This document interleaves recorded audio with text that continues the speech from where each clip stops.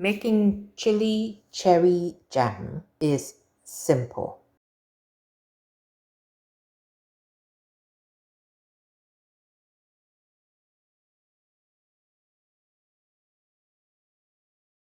All you need is a mixture of fresh cherries cut into halves, red chilies,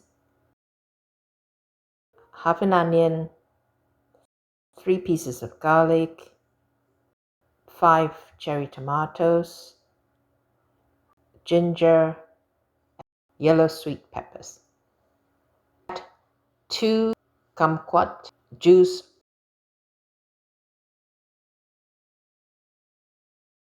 Add half a teaspoonful of salt and blend well.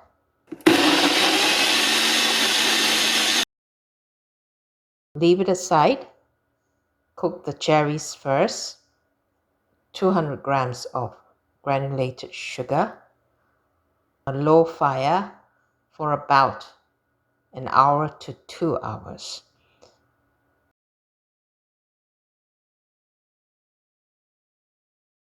Enjoy!